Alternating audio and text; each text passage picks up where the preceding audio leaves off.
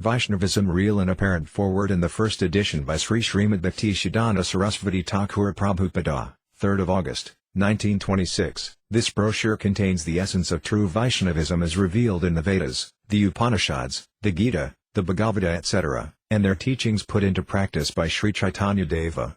4 things may stand in the way of realizing the truth laid herein: the cloaks of high or low, birth and station, proficiency or deficiency in worldly knowledge, and beautiful or ugly, male or female, form. The Oversoul within whom all individual souls are contained and to whom all souls knowingly or unknowingly submit, confutes our tricks and talents. The words for every soul who speaks from that life must sound vain to those who do not dwell in the same thought on their own art. When the walls of time and space are taken away, we lie on one side to the boundless deeps of spiritual nature and attributes of the Supreme Lord, find that there is another youth and another age than that which is measured from the year of our worldly birth, and realize that the scale of the soul is one and the scale of the senses and understanding, the agents of the material mind, is another. The soul in man is not the mind directing the organs of sense and action, but the animatine of the mind and these organs and the background of our existence. The angle of vision between these individual souls and the Oversoul is one and the same everywhere, whereas there is a distinctive variety and multiplicity of the angles of vision between the material minds and the world of the senses. These lines will probably create a desire to know in all details the essential nature of the eternal or absolute truth and prompt an honest and sincere inquiry in all who will go through them. His Divine Holiness Paramhamsa Paribrajacacharya Sri Srimat Bhaktisiddhanta Saraswati Goswami Maharaja, the President Acharya and Organizer-in-Chief of the Viswa Vaishnava Rajya Sabha, is ever ready to send his associated counterparts, ideal devotees, to explain at full length the said scriptures in Bengali, Hindi and English in any part of the world. He has no other work than pouring perpetual benedictions on the suffering humanity and stopping the perennial springs of triple miseries their flesh is heir to. Invocation: let us bow down at full length to the Acharya or Guru Deva, the preceptor, who is no other than the associated counterpart of the Supreme Lord himself, and who, being kindness incarnate, is ever busy and kindly operating on the cataractus eye of ignorance of all jivas, souls, jivatmas, with the spike of true knowledge, thus openeth their eternal spiritual eyes and anointeth them with the collyrium of pure, disinterested and unsmitten love of Krishna, the most pleasing attractor, stopping further attacks and enabling them to see him face to face in his blissful abode. Let us kiss over and over again the dust of the holy feet of the devotees of Krishna who, like purpose trees, kalpataru, yield the fruition of all our devotional desires, and who are oceans of kindness and purifiers of the fallen. Let us prostrate before him who is the most munificent, the free giver of the love of Krishna, who is Krishna himself, whose name is Krishna Chaitanya, the glow of whose body dims the luster of liquid gold, and the graceful glance of whose lotus eyes makes the devotees look upon annihilations, conscious and unconscious, as hellish existences, heaven as a castle in the air, the unsatiable and unconquerable organs of sense and action as venomous serpents devoid of poison fangs, and the universe as a blissful abode. Real Vaishnavism. The word Vaishnavism indicates the normal, eternal and natural condition, functions and devotional characteristics of all individual souls in relation to Vishnu, the Supreme, the all-pervading soul. But such an unnatural, unpleasant and regrettable sense has been attributed to the word as to naturally make one understand by the word Vaishnava, literally a pure and selfless worshipper of Vishnu, a human form with 12 peculiar signs, tilaka, and dress on, worshipping many gods under the garb of a particular god, and hating another human form who marks himself with different signs, puts on a different dress and worships a different god in a different way, as is the case with the word Shiva, Shakta, Ganapatya, Jaina, Buddhist, Mohammedan, Christian etc. This is the most unnatural, unpleasant and regrettable sense of the word Vaishnava, which literally and naturally means one who worships Vishnu out of pure love, expecting nothing from him in return.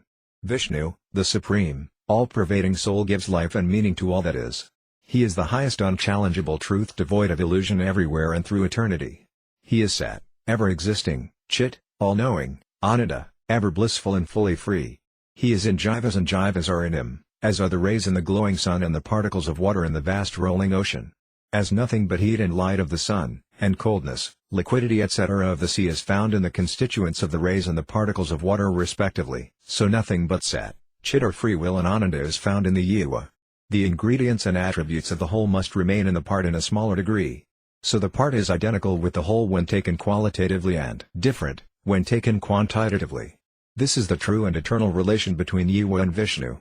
So he always prevails over Jiva, who is also ever subject to him. As the service of the master is the fundamental function of the servant, so the service of Vishnu is natural and inherent in Jiva, and it is called Vaishnavata or Vaishnavism, and every Jiva is a Vaishnava. As a person possessing immense riches is called a miser if he does not display and make proper use of them, so Jivas, when they do not display Vaishnavata, are called false as though in reality they are so. Real and apparent Jiva Sri Chaitanya Deva, once being asked who he was, replied, "I am neither a Brahmin, nor a king, nor Vaishya, nor a Shudra, nor a Sannyasin, nor Vinakaran, nor a Grihastha, nor a Brahmacharin, but am the servant of all the servants of Vishnu." At another time, Sri Sanatana Prabhu asked him, "Who am I and why tritapa, the three kinds of afflictions trouble me?" Sri Chaitanya Deva answered, "Sanatana, you are a Jiva, your real self is the eternal servant of Vishnu, but you have an apparent self, your mind and body, with which the real L in stupor identifies himself. Tritapa afflicts this apparent I.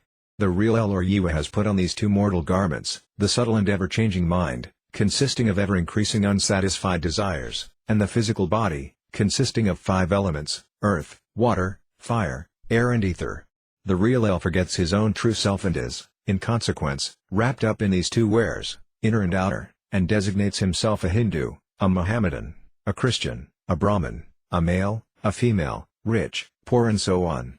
These designations of creed, caste, rank etc., not only change in different births but in one and the same birth. A Hindu becomes a Mohammedan or a Christian, a Mohammedan becomes a Hindu, a Brahmin becomes a Brahmo, or a Christian. A street boy becomes a Nawab becomes a beggar.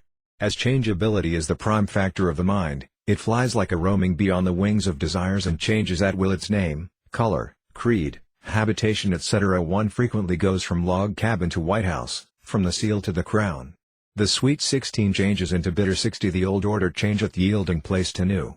Jiva in this manufactory of change, in this whirlpool of birth and death, is called enslaved, bada or apparent, ever engaged in forging the fetters of bondage. The bondage of Jiva Jivas are of two kinds: 1. Nitya Mukta, eternally free; 2. Nitya Bada, eternally enslaved. Free Jivas are never enslaved. They are serving the Supreme God in 5 different functions in His eternal blissful abode, where there is no change, no destruction, no misery. Jiva, once entered there, never comes back here. The inconceivably narrowest line of demarcation between land and water, or the line where land and water meet, is called Tata, so also the meeting line of the Chit world or the eternal abode of the Supreme Lord in the Achit world or the Tata region of Maya is called Tata. The power of the Supreme Lord displayed at the Tata is known as the Tatastha, lying at the Tata, or marginal power. All the Jivas, being the display of this power, have the inherent oscillating tendency and capability of going to the Chit or the Achit world. Tata not being a resting place, Jivas must go this side or that. Those preferring the Achit fell into the clutches of the octopus Maya, when these mortal costumes of mind and body were put on him as a punishment. The satanic frenzy in which the Jiva dislikes the blissful and eternal service of his master and prefers to quench his thirstful desires of enjoying matter, opens before him a perpetual spring of liquid fire and poison at which he begins to drink deep. Thus, in going to lord it over Maya, Jiva became enslaved by her.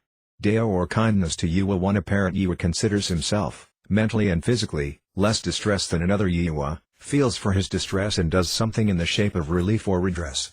This is but stopping or diminishing the unending miseries partly, locally or temporarily.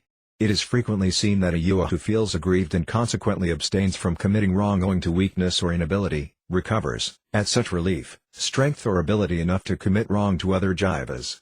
So it often happens that such apparently kind services not only bring harm to the recipient but cause indirect injuries to others. This is one aspect of the thing. Let us turn to the other.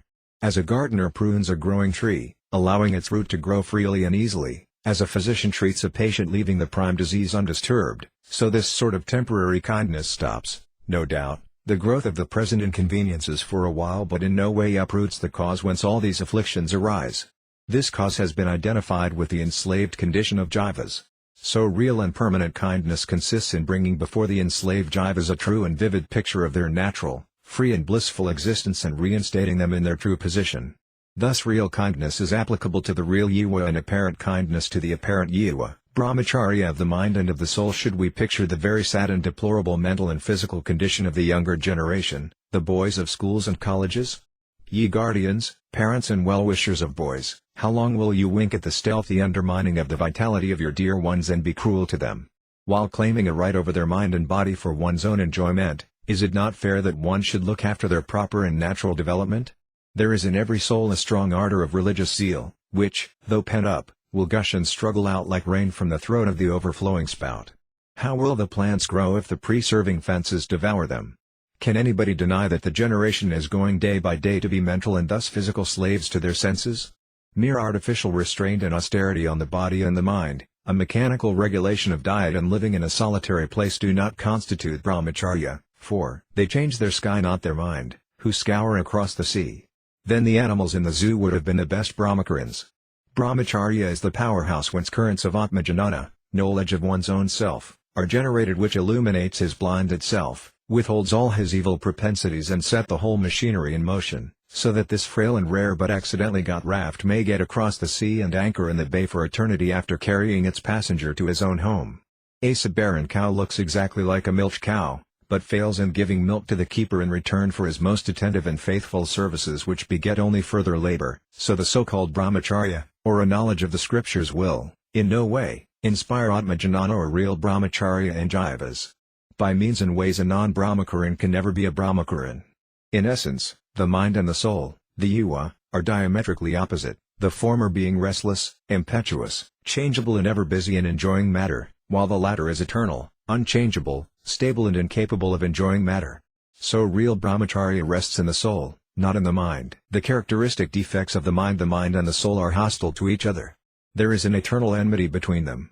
In soul, the four characteristic errors of the defective mind are totally wanting, viz. 1. Mistaking the mirage for water, the rope for the serpent. 2. Misapprehensive intoxication. 3. Knowing things with imperfect senses. 4. Deceiving itself and others. As the horse cannot hold its own reins, so the mind cannot guide itself. It is ever being guided by an unending and unsatiable bundle of desires in the shape of enjoyment or indifference, of doing good or evil. Each individual mind differs from the other. No two identical minds are to be found. The proverb goes, so many rishis, so many minds. A mind can more easily hold a wolf by the ears than steady itself in spiritual experience. Beware of this mind which, like a bad guide, appears before you and others in sheep's clothing with all the ferocity of a ravening wolf and like a professional running thief crying thief, thief. In the following song of our preceptor the deceptive nature of the mind has been fully and clearly described. Ye wicked mind! Thou art not a Vaishnava. Thy apparent chanting of Hari's name in a lonely house is for attaining worldly supremacy, it is nothing but pure hypocrisy. Dost thou not know that worldly supremacy is as valueless as the dung of a boar, and that it is one of the splendors of Maya or illusion? Why shouldst thou think, year in and year out, of wealth and enjoyment? These are all fleeting and transitory. When thou claimest wealth as thine own, it creates in thee lusts for enjoyment. Madhava, the lord of all wealth, should only and always be served with it. Why dost thou trespass on the lusts of women whose only and eternal proprietor is Yadava, Krishna, the charmer of all enjoyers? Ravana, lust incarnate, fought in vain with Raghava, the love incarnate, for the imaginary tree of the supremacy which is but a mirage. The supremacy thou seekest is like quicksand ever receding from thy foothold. Thou canst never stand upon it, and if thou insist on doing so, it will lead you to rack and ruin. If thou can place thyself on the steady and solid standing ground whereon a Vaishnava ever stands, thy feet will never slip. Why dost thou suffer under the false hope of profaning Hari's men, the devotees, and attaining their inherent spiritual eminence, and boast of thy fruitless and foolish efforts? An unworldly and eternal preeminence spontaneously follows the holy heels of a Vaishnava. The relation between a Vaishnava, devotee, and Vishnu, the Lord, does not smell of Maya, illusion, or worldly deceit. Knowest thou that thy seeming supremacy is as treacherous as a woman devouring a dog's flesh, and thy feigning loneliness is totally hellish? I shall give up kirtana, chanting Lord's name, and besmear myself with supremacy. What is the good in searching for such eminence? If this be thy thought, knowest thou for certain that Madhavendra Puri did never deceive himself and commit theft in his own storehouse of perception like thee? Thou shouldst never compare the unsolicited eminence following Madhavendra Puri like an attending maid, with your seeming one which is like the dung of a boar. Thou hast drowned thyself out of envy in the filthy waters of enjoyment, and hast abandoned the perfections of kirtan. Ye wicked mind, bearest in mind that solitary devotion is propagated in disguise by the adopters of evil means. Thinkest thou over and over again what Supreme Lord Gauranga kindly taught us, addressing Sanatana Prabhu with the utmost care? Dost not forget for a moment the two most valuable words he taught, apparent and real, apathy and sympathy, freed and enslaved, Never confuse the one with the other. Singest thou the Lord's name aloud? He is a Vaishnava who is never a victim to the tigers of wealth, beauty and fame. He is indeed apathetic and a pure devotee. The transitory world is to him as a snake is to its charmer. He is indeed apathetic who moderately partakes of things necessary for, and in favor of devotion, neither below nor above par, avoids all enjoyments and is ever free from diseases. He looks upon everything as his Lord as well as Madhava's, and not meant for his own enjoyment. This identity with, as well as attachment for, the things of Madhava, is real apathy. Fortunate indeed is he who is thus attached to Hari and who sees Hari's lila or splendor in the realm of matter. He is rich in hypocrisy who sings the Lord's name to attain eminence. Forsakers of matter out of fear or desire and enjoyers thereof are both equally non-Vaishnavas. Shun the company of both. Thou canst neither own nor disown the things of Vishnu and thus run mad after enjoyment or renunciation. The mind of Mayavadins can never think of Krishna and in a mood of imaginary salvation condemn a Vaishnava. O mind! Thou art a servant of the Vaishnavas and thou shouldst always hope for attaining devotion. Why shouldst thou hanker after solitude? A false renouncer calls himself a forsaker, and can never be a Vaishnava, as he abandons his servitorship and drowns himself in solitude. What's the gain in acquiring that seeming good? Ever engagest thyself in the service of Sri Radha and keepest aloof from the snaky enjoyment. Singest the Lord's name not for glory or supremacy. Why shouldst thou run after false retirement for devotion, leaving aside the worship of Sri Radha, your eternal object of worship? The dwellers of Braja are the real objects of preaching, and they being living agents and meant for preaching do not aspire after supremacy and are strong enough to instill life into the audience. Preaching is the symptom of vitality.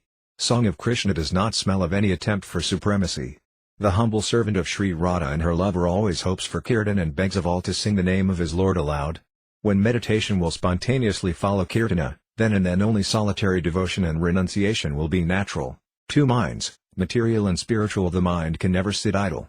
It will either create a hell out of heaven or a heaven out of hell. It is like driftwood floating on the ebb and flow of good and evil, right and wrong, virtue and vice. As good Homer sometimes nods, it ever commits wrong in cleaving to that which seems to be evil and abhorring that which seems to be good, and vice versa. Every mind has its own way of looking at things, so what one mind establishes, the other destroys, nay the same mind rejects today what it accepted yesterday, as every life is a series of surprises or experiences. The things one now regards as fixed, shall, one by one, detach themselves, like ripe fruits, from one's experience and fall. The wind shall blow them, none knows whither, the landscape, the figures, Calcutta, London, New York, the royal throne, the presidential chair, are facts as fugitive as any institution past or any whiff of mist or smoke, and so is the society and so the world. Intimately alluring and attractive was a man to you yesterday, a great hope, a sea to swim in. Now you have found his shores, founded a pond and you care not if you never see it again. The proverb goes, today king, tomorrow nothing. There are two minds, one, the spiritual mind or the mind of the soul or Yewa, the other, the material mind which has willing, feeling and perception of the material world. The spiritual mind can neither attach itself to, nor detach itself from, the objects of this kingdom of meat and drink nor is it liable to any change or modification in this world of the senses. The tongue may stab the material mind and strike into it a cureless wound, whereas no stab can wound and kill the spiritual mind. An iron ball and the fire are two distinctly different things, but when the former is kept in an intimate touch with the latter, the former plays the role of the latter by radiating heat and light and burning other things, so the material mind, though in reality purely a matter and devoid of life and its attendant energy, having been closely in touch with the spiritual mind from eternity, exhibits its borrowed activity, like an elephant run amok, uncontrolled by the driver, through the 10 organs of action and sense in the shape of good and evil, right and wrong, virtue and vice, philanthropy and self-enjoyment, benevolence and miserliness etc. There is no waking, dreaming or sleeping in the spiritual mind, whereas the physical one wakes, sleeps and dreams. It creates, preserves and destroys and gives to airy nothing a local habitation and a name. In doing so it sometimes busies itself with the fleeting, frivolous and despicable enjoyments of the world. Sometimes it abstains from these things and chooses at will an imaginary God as the object of meditation and worshipful adoration, considers itself a meditator and plunges itself in solitary meditation or worships an idol of wood, clay or metal as a workable God, as a means of attaining 1. Salakya, the existence and the plane of God, 2. Samipya, proximity to God, 3. Sarupya, likeness to God, 4. Sarsti, equal glory of God, and 5. Suja, absorption in God or annihilation. It thus turns itself an idolater as a meditator or as an idol worshipper. Like a dwarf uplifting his hands to catch at the moon, it sometimes tries to taste the succulent pastimes of the Supreme Lord in his blissful abode with its passionate senses, identifying the perverted reflection with the real object. The mind, while giving the bridle to its passions and desires and being itself fully subject to affliction, grief and distress, considers itself free from these things and extends its helping hand to an equally suffering mind. Its knowledge of good and bad, happiness and misery, donor and the recipient, law and disorder regarding things other than the Supreme Lord is nothing but a series of blunders and is like jumping from the frying pan into the fire or like swimming between Scylla and Charybdis. Its utterance, however sweet and sound, its meditation, however deep, long and undisturbed, though apparently true, have no reality and are ever subject to change and destruction. Sometimes it imitates the activities of the spiritual mind and picks its own pocket. An abnormal heat in the body caused by keeping a clove of garlic under the armpit or exposing the body to the scorching sun, and the heat caused by fever, though similar in perception, are not the same thing. The former is artificial, empiric and inductive, while the latter is natural, spontaneous and deductive. The activity of the germ working within bursts forth in the shape of feverish heat, headache, etc. when the spiritual mind sets about his dormant devotional activities and his inherent love of God begins to blossom forth at the touch of the eternal, superior ecstatic energy incarnate as his deliverer. Tremor, kampa, tears, asru, stupefaction, stamba, perspiration, sveda, horripilation, palaka, pallor, vaivarnya, humility, dainya, throbbing, vepathu, exultation, harsha, etc. appear on the body as spiritual changes, sattvika vikara. Sometimes changes of this nature and appearance are noticed on the bodies of emotional persons whose minds are so supple and susceptible as to easily produce those peculiar signs at the clangor of the drum and the cymbal, sweet music or the like. These are mere effects of the cause, and the effects disappear as soon as the cause is withdrawn, as the fever-looking heat disappears from the body as soon as it is withdrawn from the burning rays or the garlic is removed from the armpit. As the pendulum oscillates between two extremes, so the mind oscillates between enjoyment and abstinence. When it gets tired with the meat and drink of this world, the busy strife of the dinning city, the griefs and woes of sweet home, the guilty mind seems to awake and exhibits a life of retirement, non-attachment or reclusion, oftentimes, vainly directing its energies to annihilate the imperishable and indestructible devotional energy of the spiritual mind, to reduce it to nothing so that it can never feel, will or perceive, it may never come across the fleeting, changeable, and afflicting things of pleasure and pain. Sometimes one male mind feels the one of a female mind, and thus a male body gets united with a female body through the bond of wedlock. No sooner is this want fulfilled than fresh wants of wealth and home and hearth arise. When it rolls in wealth and the sweet smile of wife and children cheers it, alas, the grim reaper whose name is death, reaps, with his keen sickle the bearded grain and the flowers that grow between it a breath. Then it realizes that it was drinking poison from a cup of gold. Thus it happens that the spiritual mind feels that it has fallen in an ocean whose waters of deep woe are brackish with the salt of human tears, and that it is within the jaws of lust and anger like so many sharks and crocodiles swimming therein, enchained with ardent longings, totally unfriended and shelterless. He shakes off the torpor and realizes that the material mind had so long been vainly playing with the fleshy forms known as the wife, the son, etc. and fleeting joys like so many unsteady limpid drops of water on a lotus leaf. Had satiation been in strength, Myro and Aphelius would have been happy. Had it been in wealth, Croesus would have been happy. Neither lies it in power nor in all these things together. For Nero, Sardanapalus and Agamemnon sighed and wept and tore their hair and were the slaves of circumstances and the dupes of appearances. The spiritual mind realizes that he is living like a double-caged bird which identifies its own living self with the material cages, that the cages he is living in are ever subject to change and decay, and though they look fresh and alive they are nothing but dust and will crumble into dust. The subtle cage of the material mind is within the gross cage of the physical body. The material mind is dancing like a jackdaw with the borrowed plumes of a peacock. He reflects, what relish can there be in this decaying body, made up of the 5 decomposable elements and full of putrescence and impurity? Shall we not mind for a moment that this perishable and ever-changing body is liable to wrath, ambition, illusion, fear, grief, envy, hatred, separation from those we hold most dear and association with those we hate? What relish can there be for material enjoyments when we are exposed to hunger, thirst, disease, decrepitude, emaciation, growth, decline and death? The universe is tending to decay, grass, trees, animals, spring up and die. Mighty men are gone, leaving their joys and glories. Beings still greater than these have passed away, vast oceans have dried, mountains have been thrown down, the polar star displaced, the cords that bind the planets rent asunder, the whole earth deluged with flood. In such a world, what relish can there be for fleeting enjoyments? Living in such a world, are we not like frogs jumping in a well?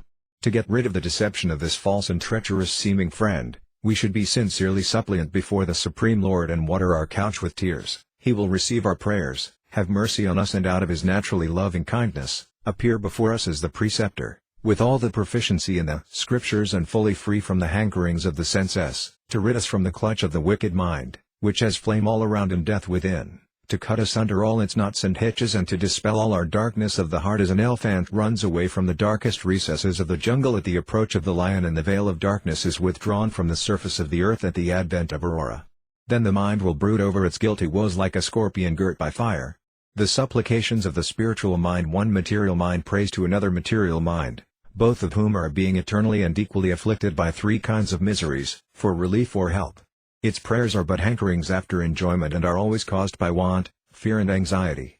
There is no material mind, whether of a king or a tenant, a lord or a servant, a master or a pupil, the strong or the weak, the rich or the poor, the scholar or the dunce, which can ever be relieved of want or fear, whereas the spiritual mind never prays for daily bread, any sort of material relief, worldly prosperity, a life devoid of all miseries, a life in heaven dipped in celestial bliss, or a peaceful existence in the kingdom of God. He has no such prayer, but is ever suppliant before the Supreme Lord, and insists on the continuity of his loving service, which is never at an end. As soon as he perceives the wicked and inimical activities of the material mind, he supplicates thus before a Vaishnava who has no want, fear or terrors of birth and death, and is powerful enough to deliver all spiritual minds from the clutch of the material mind. Vaishnava Thakur, the ocean of kindness, I take shelter at thy lotus feet. Have mercy on me, your humble servant, and purify me with the cool shade of your holy feet.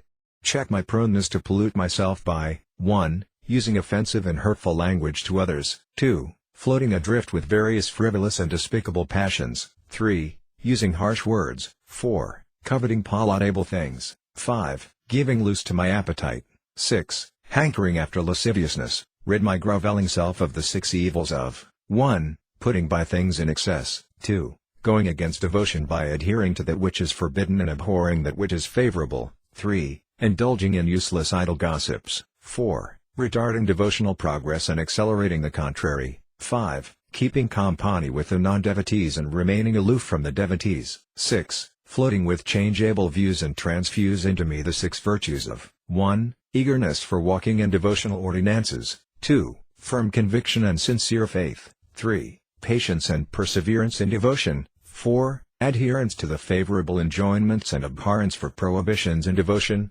5. Forsaking the company of the effeminate tied to a woman's apron strings and the impious, 6. Following the footsteps of the righteous men. I have been waiting for your company, bereft of which I am totally powerless to sing the name of the Supreme Lord, Krishna, so be kind enough to instill in me reverence and enrich me with the wealth of the Lord's, Krishna's, name, as Krishna is yours and you can give him to me, a beggar, bereft of all worldly wealth and following you chanting Krishna, Krishna. Vaishnavas are the wealth of this world. They who serve the Supreme Lord under his, Vaishnavas, guidance, walk in the commandments of the Lord and follow his observances, the rest live and die in vain. The best ornament of our head should be the dust of their feet, the best food, the remnants of their dish, and the best drink, the water that washes their holy feet. These and only these can renew devotional love in us. Who but a Vaishnava will save our blinded selves from being led by the blind and from the onsets of ever-increasing insatiable lusts, anger, covetousness, illusion and egotism? We are groping in the dark labyrinth of this world and know not whither lies our way. The advent of Sri Chaitanya Deva was in the year 1486 AD that Sri Chaitanya Deva appeared before us at Mayapura in Antardwipa, the island at the core or center of the 9 Nava islands, Dwipa, of which Navadvipa consists, on the eastern bank of the holy Ganges, and lived there for the first 24 years of his stay here, playing the part of householder. He accepted as his father, Jagannath Misra, a respectable Brahmin Pandita of Sylhet, then settled at Navadvipa, and Sachi Devi, an ideal Brahmin lady of the time, as his mother. He had a human form so perfectly built, so lustrously complexion, so highly statured and so lovely as purely inconceivable in a human body, and possessed such a pleasing and overpowering intelligence before whose effulgence the brightest and sharpest human intelligences burned like glowworms. With all these superhuman gifts and possessions, he led the life of an ideal Vaishnava and with a view to establish an exemplar life of a pure and sincere devotee, extremely painful at the separation of his divine lover, complacent and compliant to please him by doing the highest good to himself and to others by himself adopting the life of an ideal devotee and by making others adopt a similar life. As propagation and practice or precept and example do rarely go hand in hand, he himself practiced what he preached. He showed practically that devotion lies in all souls and not in the accompanying minds and bodies, and that neither the delible stamp of birth, worldly knowledge and riches do in any way stand in the way of devotion, nor do low birth, ignorance and poverty help or endanger devotion. The soul obliterates his individuality before the world, and disclaims these designations. He knows that he is lowlier than the grass, more forbearant than a tree, himself honorless and honors other souls, and that sings the praise and glory of Hari day and night whether the material mind sleeps or wakes, the physical body busies itself or is at rest, and even when he gives up forever these two coils of the body and the mind. When the soul, not the material mind, surrenders himself to a Vaishnava and chants the name of Krishna under his guidance and following his devotional enjoinments, 1. The activities of the material mind eternally prevailing over and enshrouding the soul or the spiritual mind gradually diminish. 2. The forest fire caused by the friction of material minds is put out not to burn any more. 3. The efflorescent beams of divine bliss open the buds of spiritual weal. 4. Transcendental wisdom bursts forth the shell of worldly knowledge. 5. The ocean of bliss swells up. 6. The soul tastes at every sip the succus of divine love. 7. Wherein all souls are immersed, casting off the impurities of the material mind. Along with the soul's casting off the torpor of the illusory gloom reigning over him from eternity, the prayer of the material mind for worldly wealth, for dear ones, and for mental proficiency and worldly knowledge diminishes, and he longs for eternal devotion unborn of motive or desire in whatever situation his Lord pleases to place him. Chaitanya Deva as a gardener. This distinctive inherent activity of the soul, which is called devotion and wafts the spirit to all mind above all sordid thoughts, was not only propagated by Sri Chaitanya Deva, but he himself was an embodiment of it and proclaimed that he was a gardener possessing and nurturing the immortal and ever-fruitful tree of divine love, the innumerable and succulent fruits whereof are hanging like figs on a fig tree, and that his business was to distribute these fruits to the rich and the poor, the high and the low alike without any price and consideration, and thus to play the part of a most munificent giver. He renounced the world and took up the task of distributing divine love to all jivas who were groping after the spiritual by describing him as invisible or were oblivious of their own true selves as well as of the real nature of their most pleasing and loving attractor. This forgetfulness on the part of jivas is the root of all evils and sufferings, so he entreated one and all to taste of this divine fruit and contribute their share in distributing the fruit of divine love, and enjoined that the best use of their lives lay in doing the highest and eternal good to themselves and to others, and in practicing at all times spiritual weal to others with their life, wealth, intelligence and speech. He said, "In so doing the waves of the world cannot stand in your way, as your steps are ordered by the divine lover and he delights in your way. There may be a seeming fall, but fear not, nor be utterly cast down, as he holds you up with his hand.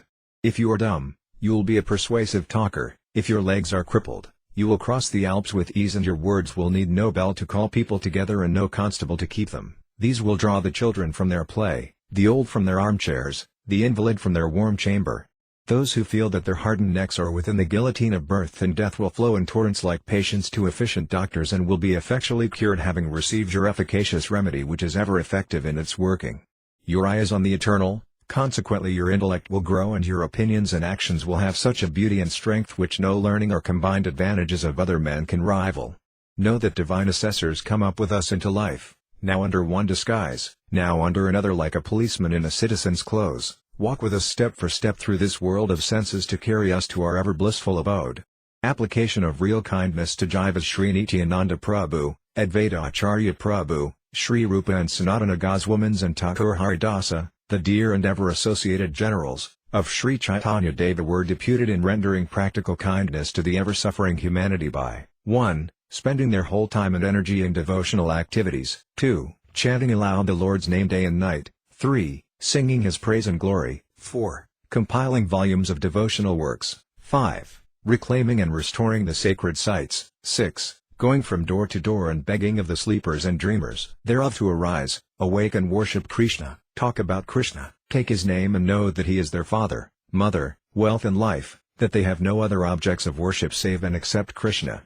As the twigs, leaves, flowers, fruits and the branches of the tree, their rest, are actually fed by feeding the roots, and as the limbs of the body are properly nourished by putting the food into the stomach, so the innumerable gods, sages, forefathers, kings, animals are fully and properly appeased if Krishna, wherein lie all of them together, is worshipped. As continual showers of rain cannot feed the leaves nor enliven them, unless and until the rainwater is taken up by the roots, and as the limbs are unable to get any nourishment from the food unless it is put into the stomach, so none can accept any present or exact adoration directly from meat unless all presents are made over to Krishna and he is worshipped. All souls or jivas in their true selves are related to Krishna, the Oversoul, either as 1. His mute servants, the flute, the rod, etc., 2. His servitors, his gardeners, his sweepers, etc., 3. His friends, playmates, 4. His parents Nanda Yashoda, 5. His consorts, Sri Radha and her attendants. This relation being eternally fixed is neither interchangeable nor transferable. Krishna, the prime cause, the Lord of all lords, the supreme of all gods, is imbued fully with the 6 divine pre-essences, 1. Wealth, 2. Might, 3. Glory, 4. Splendor, 5. Wisdom, 6. Dispassion, dilute in his overflowing love and all charming beauty. He is the only lover and the only object of love. This love, fully free from all earthly dross of lusts and passion, makes the lover serve his beloved ones and the beloved ones their lover. This love drowns all conceptions of divine sovereignty and possession of the above 6 pre-essences. The eyes of the beloved are always blind to notice the sovereignty or adorability of the object of love. The beloved ones, spontaneously deem themselves either equal or superior to the object of love. In consequence, the former playfully ascends the shoulder of, chastises or takes to task or brings up with affectionate care, the latter. The love of Krishna is thus characterized. Krishna's loving beauty is so enamoring that even the god of lusts is charmed by him, and Krishna himself, being charmed by his own beauty and loveliness, covets the pleasure enjoyed by the best of his lovers Sri Radha, by lovingly serving such form as his. So anointing himself with the luster and complexion of Sri Radha, and having been imbued with her ardent longings of love, Krishna is ever dallying as an exemplary lover of himself as Sri Gauranga. Sri Krishna, the essential nature of the Supreme Being, the only real and eternal truth, is the only object of love, and Sri Gauranga, the possessor and distributor of that love. Krishna is simultaneously dallying with his dear consort in the groves of Vrindavana and tasting the extract of love sucus flowing from his consort as Gauranga at Nabadwipa, himself singing Krishna's name and teaching others how to love Krishna and sing his name. In so doing he distinguishes pointedly the real name, identical with the object himself, from the apparent or false one which is taken profanely, blasphemously or in vain. He emphasizes that in this Kali Yuga era, worldly people indulge in 1. Duplicity, 2. Intoxication, 3. Sensuality, 4. Killing of animals, 5. Mercenariness, and so are unable to meditate upon, or worship Vishnu and to perform Vedic sacrifices. So the chanting of Krishna's name is the only meditation, the only sacrifice, the only worship in this Kali age. Name is the means, name is the end. But it should be noted with the utmost care that Krishna's name is not mere combination or utterance of letters. A similarity in utterance and appearance is not identity. The fire and the glowworm, though similar in appearance, are not identical. The minutest spark of fire set consciously or unconsciously, seriously or playfully, will instantaneously burn an inflammable thing, whereas 1,000 glowworms will not act in 1,000 years. Krishna's name is identical with Krishna himself and pregnant with all the properties and attributes of Krishna. So his name, unlike all other names, is full of energy, perfect, eternal, pure, devoid of illusion and eternally free. Aurora is sufficient to dispel the darkness of night and to drive the wild animals to their lairs and thieves and dacoits to their resorts, enables us to distinguish the various objects of senses, and ushers the advent of the glowing lamp of heaven. So does name abhasa, the utterance of name, avoiding the 10 profanations, stop poverty from planting our pillows with thorns, destroy our worldly hankerings and dispel the illusory gloom, so that we may see the name face to face. When the ever-burning lamp peeps out of the eastern horizon, its ever-effulgent rays make us see it face to face and feel its golden rays, and enable us to see all objects bathing therein. The sun is seen and felt by us with its own rays and heat, and not with the help of any other glowing object. The brightest candles of the universe put together cannot make the sun visible to us. When our dreamy nights are at an end, when we shake off the torpor, open our eyes, turn them to the east, we see the name sun with all his glory and beauty. Tritapa, the 3 afflictions, are 3 kinds of miseries known as the adhyatmika, those that are due to oneself, the adhidavika, those that arise out of deities or are of supernatural origin, and the adhibhautika those that arise out of natural causes and beings. For example, fever and other such diseases, anger, desire and other such passions form the misery known as the adhyatmika. Thunder, lightning etc., produce the adhidavika misery. The adhibhautika misery results from other animals such as tigers, snakes etc. as an instrument, a servant, a friend, parents and a consort.